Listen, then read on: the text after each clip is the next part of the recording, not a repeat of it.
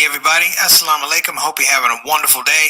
Make sure that you hit the subscribe button and the notify button so you'll know when you're getting new episodes. And we just want to grow this project. I thank you in advance. Without further ado, let's get it rolling. The Shout Out Show.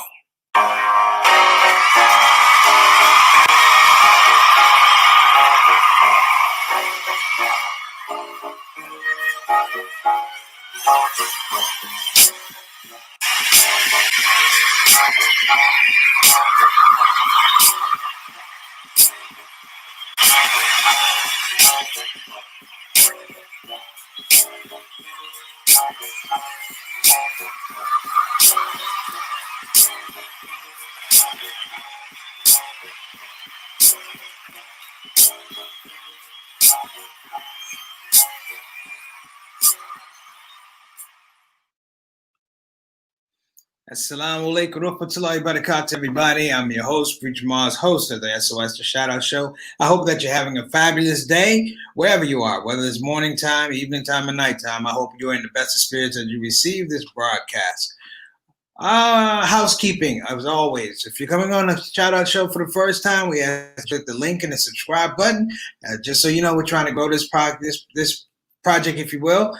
And we hope also that we make, I want to say, a compelling argument for you to come back and check the show out again. That's number one. Number two, a shout out to all my regulars, all my brothers and sisters from the Shout Out Show. People like Sister Reed, Nolans, all around the corner, comes and checks us out every day. And I let people know. My shout out family, my SOS soldiers, I appreciate you, and you are what makes this broadcast go. Now, I'm going to announce up front that we're probably going to be touching some mature themes today. I put it on Instagram because I didn't want people to be shocked. A lot of folks, and I want to give a shout out to Sister Rabina, who provided me some very, very interesting information about the subject matter. Because this subject matter actually came to me from something I saw on an Instagram post from a man, Mark Manley, out in California. And it was about this movie. I've been living in my bubble. Let's just call it what it is. But there's this movie, brothers and sisters. Let me give a shout out to Sister Satana. How you doing, Sister Satana? There's a movie that came out on Netflix. The name of the movie is called Cuties. That's the name of the movie. Cuties. Cutie, whatever it is. And I looked at some of the things that Brother Mark had said, and as I began to do my forensics, if you will, putting in my work, doing a little bit of research, I realized that this had been a highly, highly controversial film.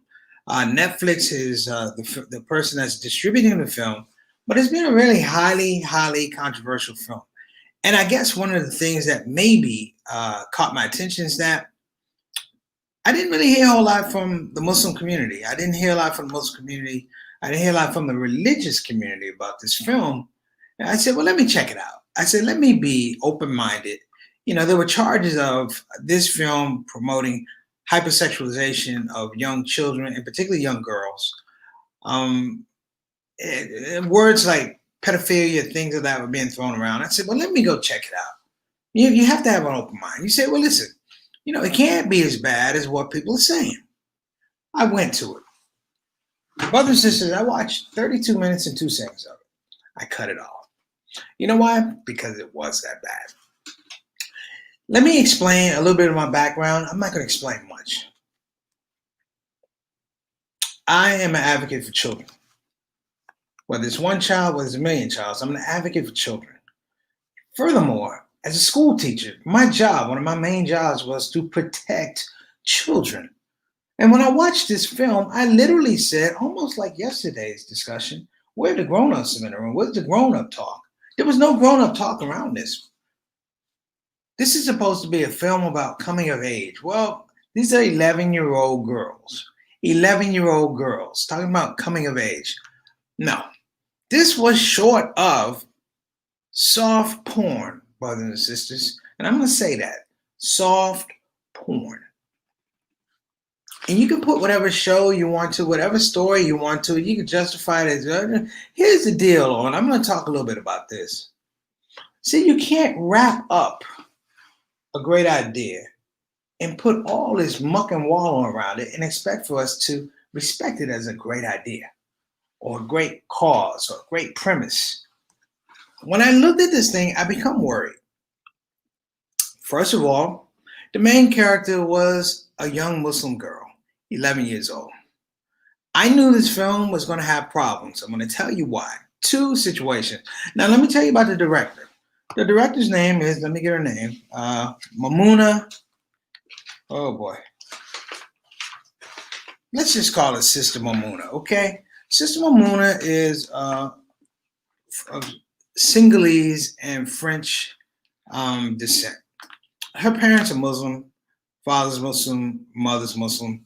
She did a show, she won an award for a film before this called Mammon. Mammon. And the idea is it looks through the eyes of a young girl whose father takes on another wife and all the dysfunction around that. And I'm like, okay, she won an award, came to wherever, LA, got the award. Okay, alhamdulillah, I'm gonna give that to you. You know, and this film, ironically, and I'm glad I actually did a little bit of work here. This film that I told you about that she won an award for, she really replicated parts of that. Hey, what's going on, Miss Eleanor? Let me get Sister Rabina a shout. What's going on, Sister Jean? Assalamu alaikum wa rahmatullahi wa barakatuh. But in this film, it's almost like you got an award for this film, Ma'am, in 2016. Nobody told you no. You said, I'm going to roll it over into this next film called Cutie. Now, feel free to chime in. Feel free to chime in. Because what I'm about to say is really important. And I've thought long and hard about how to phrase this thing. At the beginning of the film, the character's name is Ami, and she goes with her mother to basically a sister's halakha, and sisters are talking about covering their bodies and obeying their husbands. I'm like, well, that's nothing new. But there was something interesting. As they were leaving and someone picked up the Quran, a set of really nice zikr beads fell on the floor. And Ami saw the zikr beads. Now, here's what happened. Ami did not return those zikr beads to whoever they belonged to. She stole them straight out of a halakha. So while we're trying to be sensitive around this 11-year-old, she's a thief. She's a thief coming out of a religious function. Now, that's not her. That's the director. That's the writer who's putting her in these situations. And eventually what happens is, of course, she has a crisis of faith. One day she goes down to the washroom and she sees another girl her age at her school gyrating and dancing and doing all kind of suggestive, lewd dance. All he needed was a small stripper pole. But here was the thing. While the girl was dancing, doing all that, they made sure that Ami locked in on this thing, almost fetishizing, looking at that young girl, dancing that way, wearing those clothes, those moves, and somehow at 11 years old, she figures that's what I want to be. And that's pretty much the end of the story. Like I said, I watched 32 minutes and 2 seconds of it. And honestly, that was 32 minutes and 2 seconds more than I should have. Because when I stopped, it began to hit me and occur to me. Netflix knew what they were doing. Netflix knew what they're doing. And I will give Netflix and a lot of these shows like Rami and da-da-da. I'm going to tell you something about all these shows. Here's what I'll give them credit. I don't respect them. I'll give them credit. This is no longer a conspiracy, brothers and sisters. This isn't a conspiracy. This is happening right in front of our faces because people don't believe that we have the moral fortitude to stand up and say that's wrong. We argue about Mulan, but where was the protest for this film? With an actual Muslim lead promoting these type of ideas. And I'm not being hardcore. This is supposed to be 11-year-old girls coming of age. I thought coming of age, she's not even a teen yet. Barely a preteen. But she grows into this situation scenario. She consistently makes bad choices. She steals again. She dances suggestively to get attention. Then she turns around and starts teaching the girls, her peer group that didn't want her in the first place, teaching them how to dance. And one thing that I thought was amazing It was almost like watching her. At one scene, she's teaching them how to dance.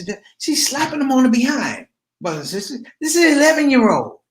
She's slapping them on the behind in a way that she's telling them, get it right. Look at me. Get it right. Look at me. And some of you might be going, preach, you're going overboard. I'm not going overboard. You know, this woman said that, you know, she did a lot of research. Okay. All right. There you go. Mrs. Rubina's on it. This woman said that she had a psychologist. She conferred with psychologists, and she did all this research. But you needed the psychologist, Sister Mamuna. You needed to, whatever it was, exercise or resolve the issues that you were having, instead of putting them out on film, put them in a script and watching them play out through these young girls.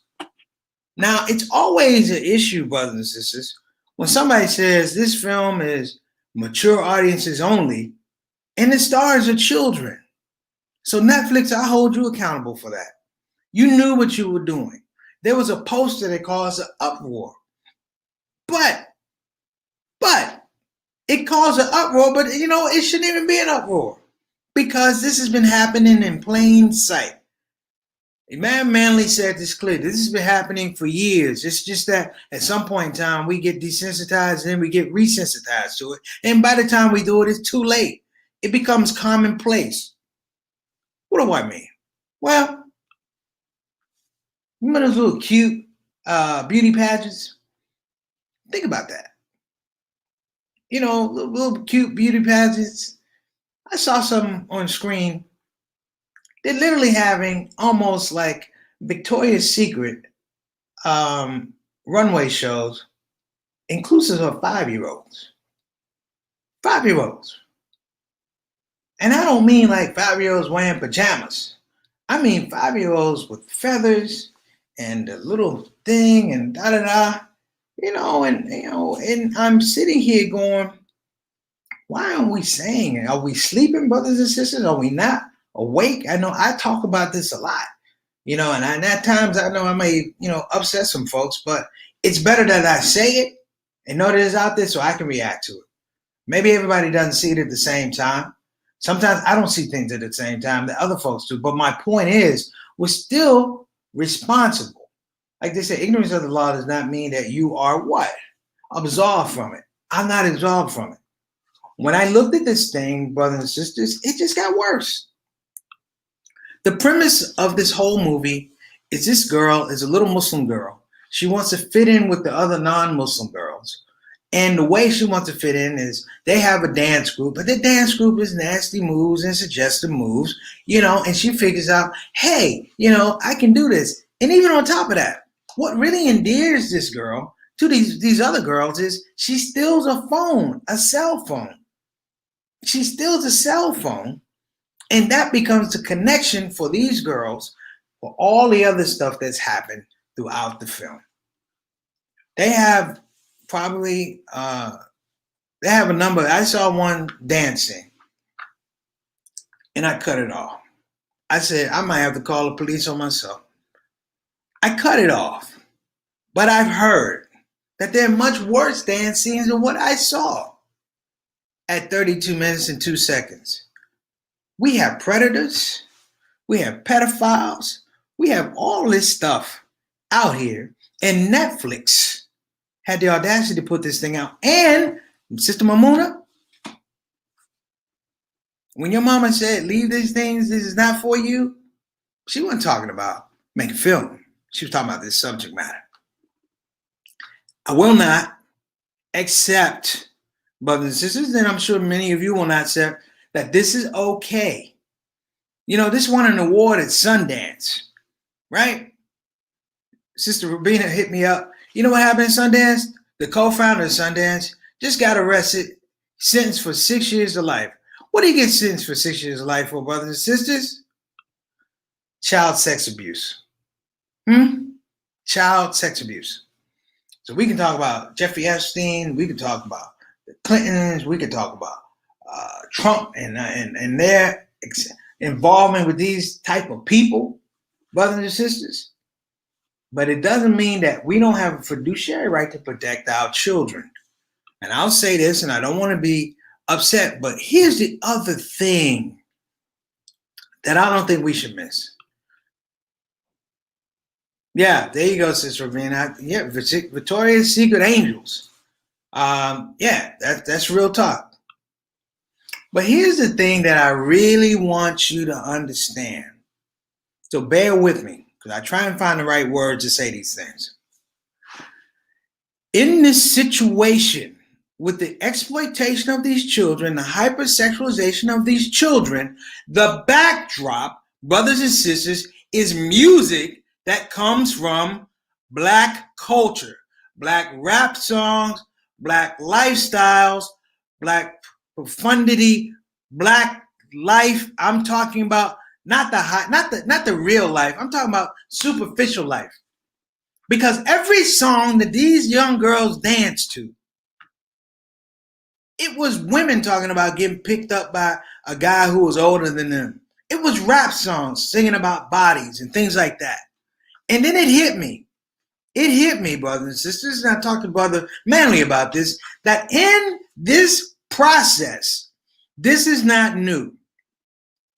Black culture has become a filter for a lot of the filth that's going through, because people go, it's in the music, I can do it. It's in the music, I can do it. It's in the language. It's the filter that they run stuff through. Just the same as the N-word.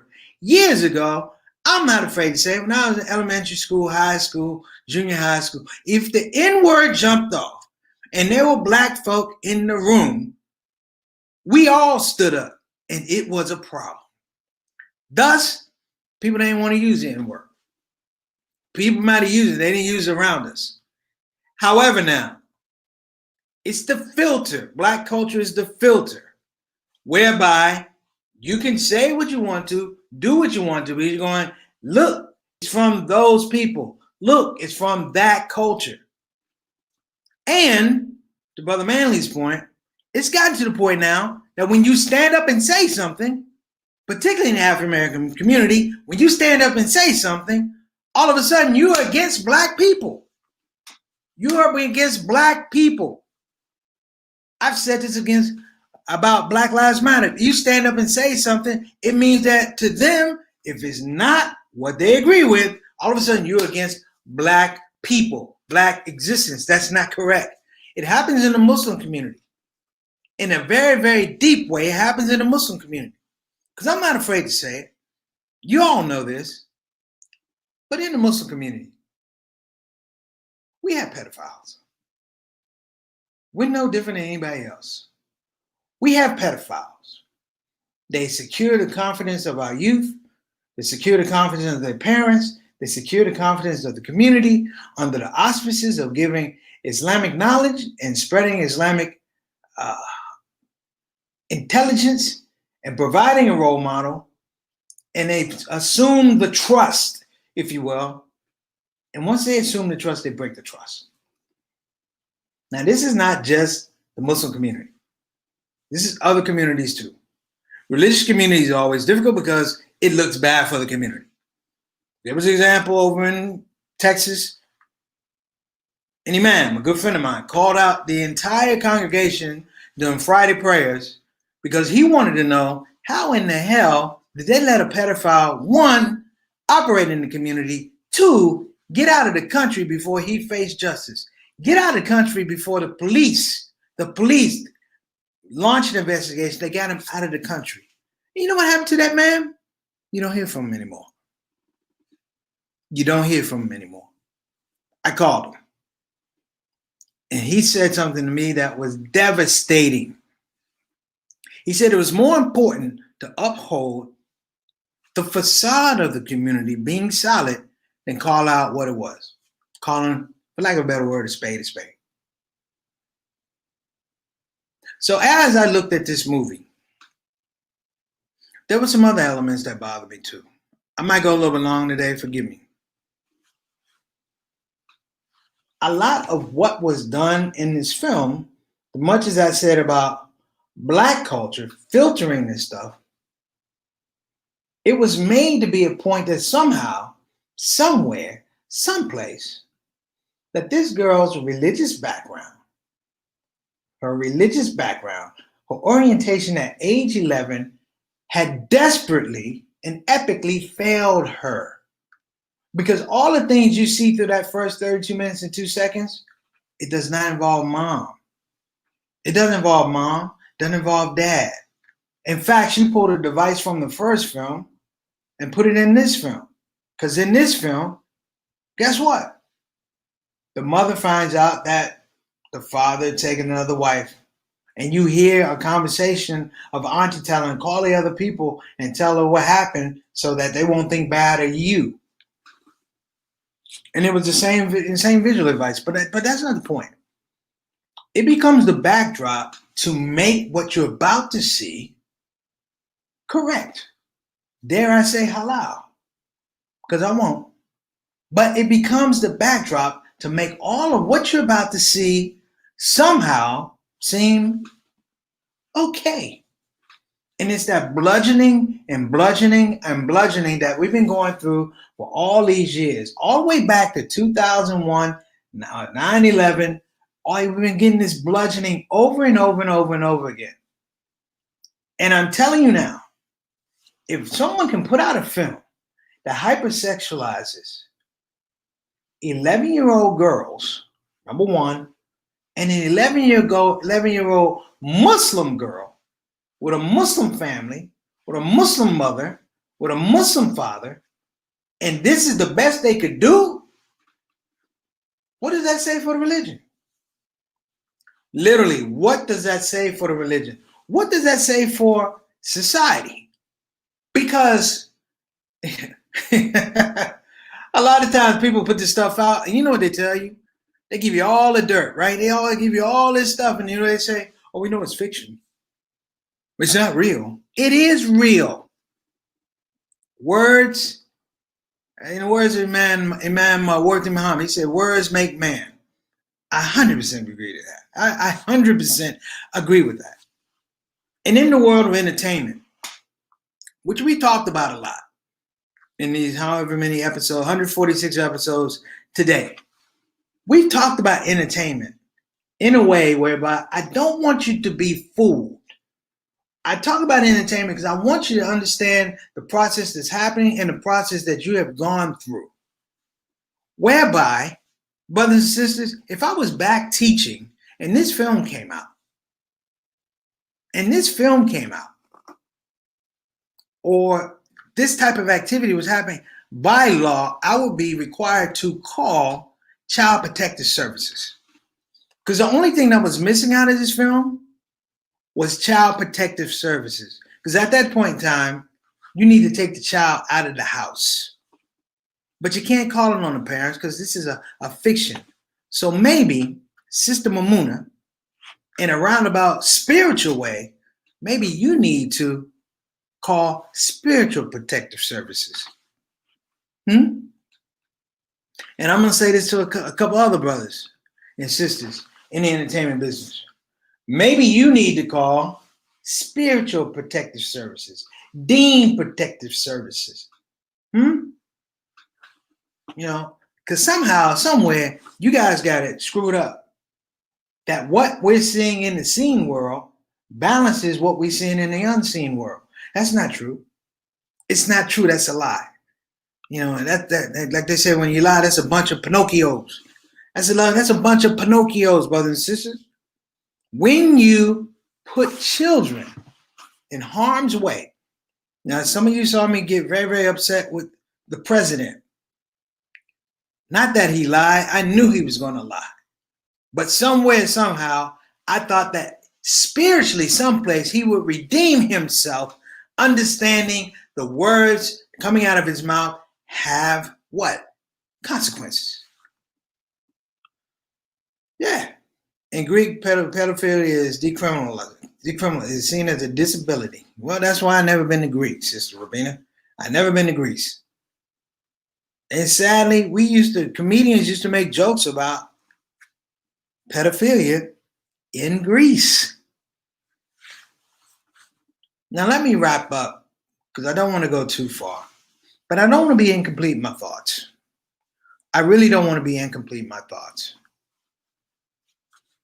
My biggest problem with this film is when I went on Netflix, I couldn't find it in the search. You know how you go through search? I put in Cutie and it wouldn't come up. I had to go all the way to the beginning, the opening page of Netflix, and you found the film under trending. You hear what I'm saying? It was trending, meaning that there's something that's making this film so popular that people are watching it. And therein lies the rub. Therein lies the rub. Because in a lot of ways, in a very sneaky way, in a very demonic way, in a very satanistic way, for me to even have this conversation with you, I have to engage in a piece of filth, a piece of garbage, if you will, just to be able to make this point. I'm a grown man saying that I had to cut it off at the 32 seconds, 32 minutes and 2 seconds. And it didn't even get into the, lack of a better word, it didn't even get into the heart of the film, brothers and sisters. I don't even think I'm a quarter through the first act, but I'm an educator. I'm an educator. And I've also done social work. And what I saw was the blueprint. It was almost like a TV guide for pedophiles. I don't say that lightly. I'm a person that's been a school teacher. I taught school 11 years. One of the most heartbreaking things I had to do was call Child Protective Services because it was suspected, because that's what they say, suspected. But when a young lady, a young child tells you what's going on in their house and that an adult is at them, brother and sister, it breaks your heart. You never forget that. You look and understand that somehow, some way, their innocence has been broken.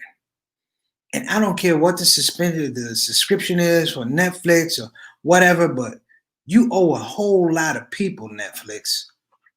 And I would seriously think about cancel my subscription. I'm an entertainer. I need to look at stuff on TV, but I can't support that. You know? And I want to see what Netflix is going to do. Because at some point in time, Netflix took the Trump role and said, well, this is social commentary. It's kiddie porn. It's kiddie porn. You know? It's kiddie porn. You know, this guy, Jeffrey Epstein, he killed himself. You know, brothers and sisters, when they pull back the sheets and look at the DNA of this guy, he was doing it a long time. And they're going to find a network of people who were plugged into Epstein. So when they wanted to get at little kids, they knew exactly who to call. And all the people around him somehow did not understand that. How does he keep getting these young girls up in here? That girl can't be. Listen, I'm going to tell you something. Pedophiles are predictable. They're predictable. They fall in that line of, just like I said, serial killers. They're predictable and they're patient. I've known some pedophiles, brothers and sisters, and when I looked at the behavior, they waited for a child to become of mature age before they acted. Hear what I'm saying? They waited for a child to become of mature age. So at 14 or 15, there they were.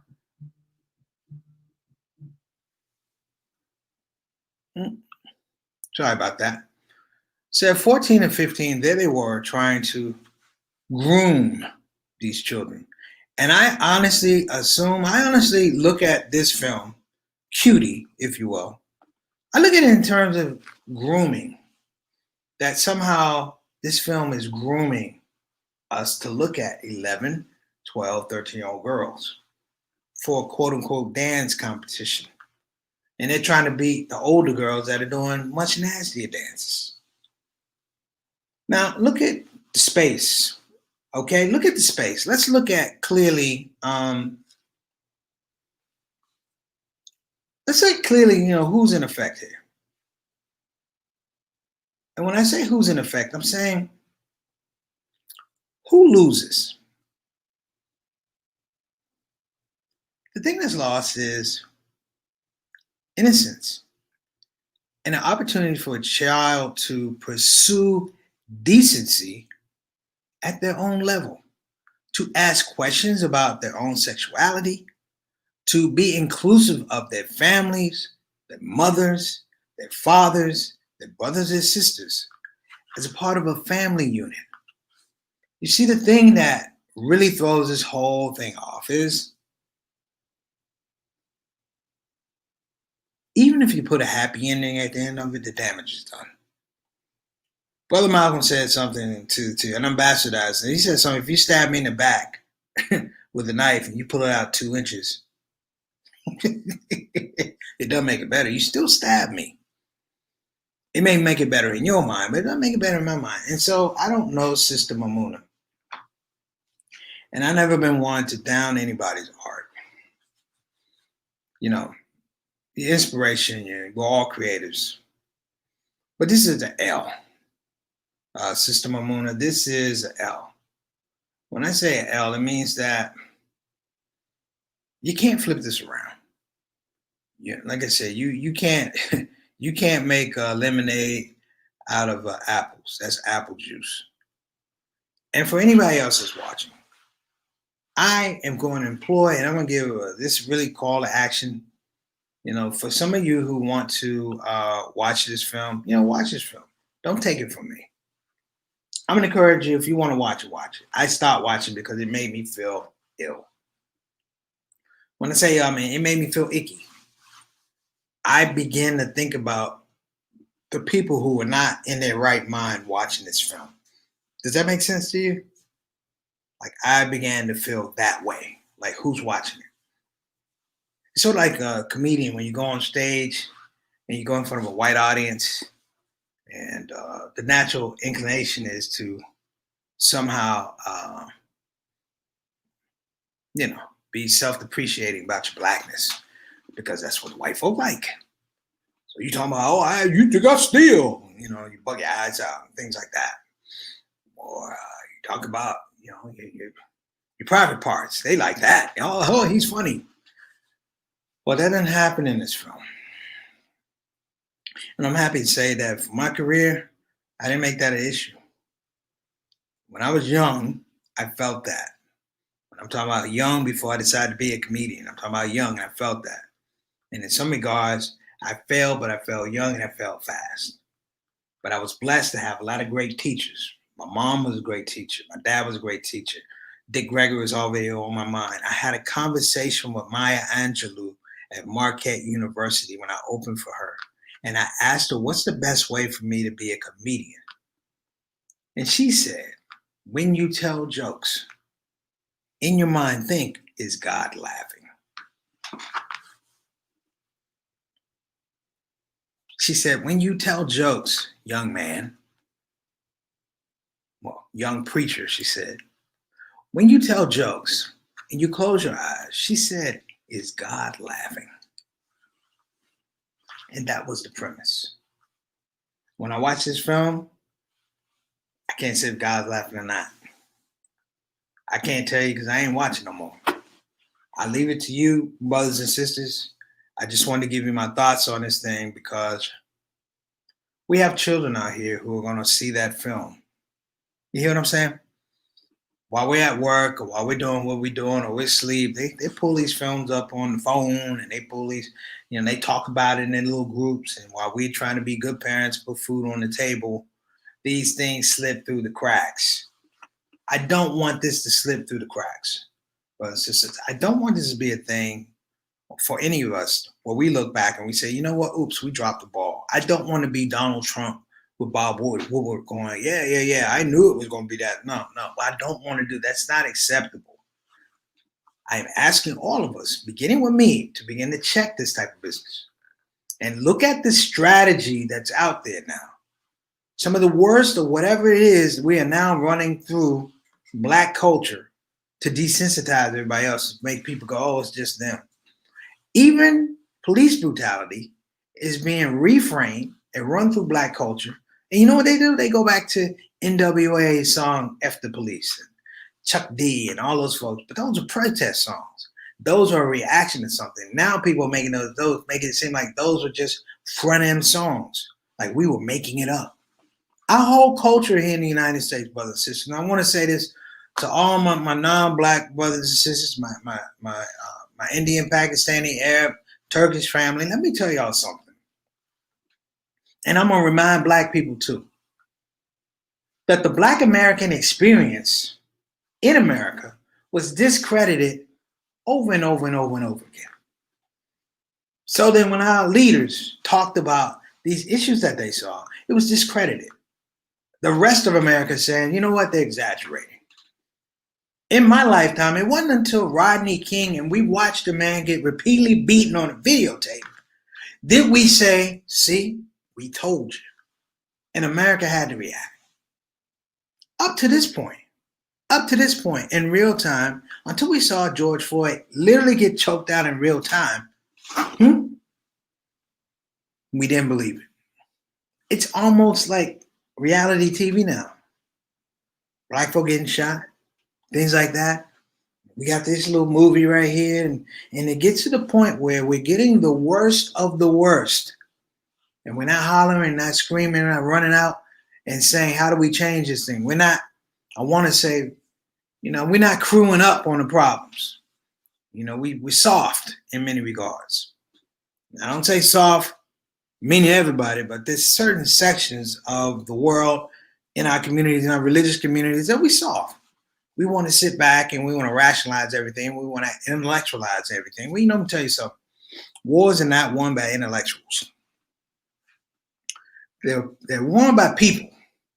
You say wars are won by not the people, the intellectual people in the city, it's the people in the farms, because they have something to fight for.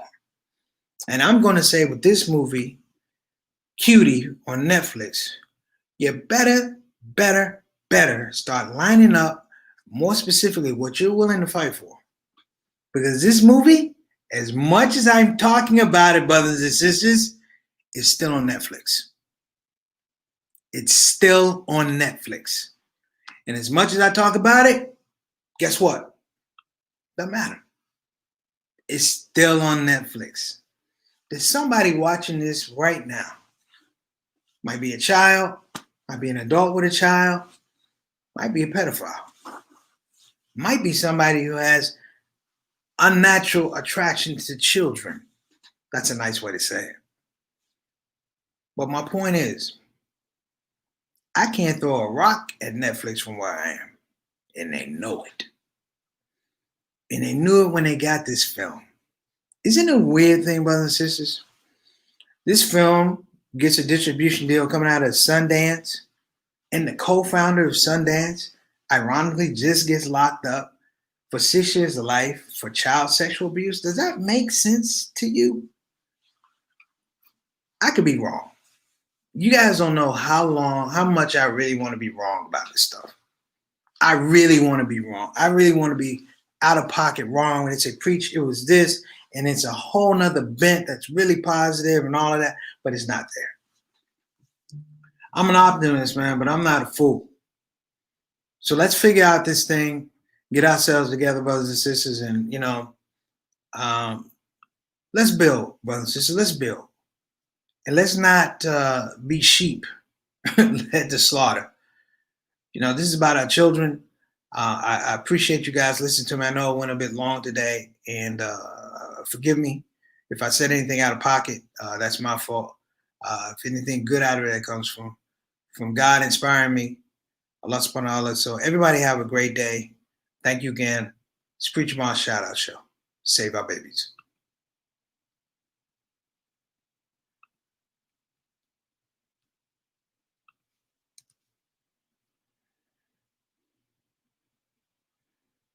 Hey everybody, this is your brother Preacher Moss. Listen, I hope that you enjoyed your Shout Out Show experience. We'll be back with the next show, the next Shout Out Show. Simple ask before you go, please help your brother out. Click that subscribe button, click that notify button, and I'll see you again on this side of the microphone. You probably wonder what that smell is. That's me. I smell good. And the reason I smell good is because I use oils from Tarifa tar. So I'm not saying you can't smell good. I'm not even saying you stink. I'm saying you have the opportunity to smell exquisite. Check out tarifatar.com for some of the best oils and scents in town.